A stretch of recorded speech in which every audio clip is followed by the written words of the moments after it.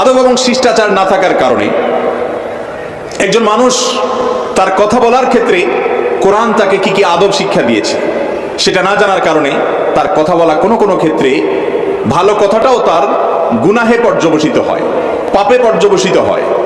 আর আদব জানার কারণে একটা শক্ত কথাও ইবাদতে পরিগণিত হয়, সওয়াবে পরিগণিত হয় এবং ভালো কাজে রূপান্তরিত হয়। আদব এত গুরুত্বপূর্ণ একটি দিক। নবী করিম সাল্লাল্লাহু আলাইহি ওয়াসাল্লাম তার গোটা জীবনকে যদি অ্যানালাইসিস করা হয়, দেখা যাবে প্রতিটি মুহূর্তে তিনি সাহাবীদেরকে তথা আমাদেরকে কিয়ামত পর্যন্ত আগত সমস্ত মুসলমানদেরকে তিনি অক্ষরে অক্ষরে পদে পদে আদব এবং শিষ্টাচার শিখিয়েছেন।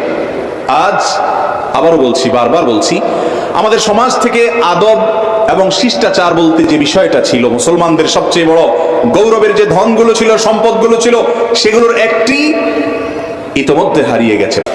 আদব এবং শিষ্টাচার না থাকার কারণে একজন মানুষ তার কথা বলার ক্ষেত্রে কোরআন তাকে কি কি আদব শিক্ষা দিয়েছে সেটা না জানার কারণে তার কথা বলা কোনো কোনো ক্ষেত্রে ভালো কথাটাও তার গুনাহে পর্যবসিত হয়, পাপে পর্যবসিত হয়।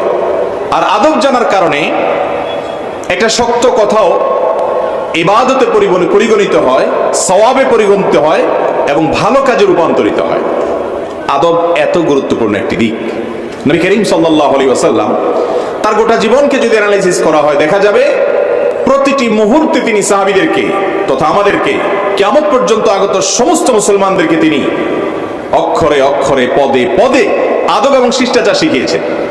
আজ আবারও বলছি, বারবার বলছি, আমাদের সমাজ থেকে আদব এবং শিষ্টাচার বলতে যে বিষয়টা ছিল, মুসলমানদের সবচেয়ে বড় গৌরবের যে ধনগুলো ছিল, সম্পদগুলো ছিল, সেগুলোর একটি ইতোমধ্যে হারিয়ে গেছে।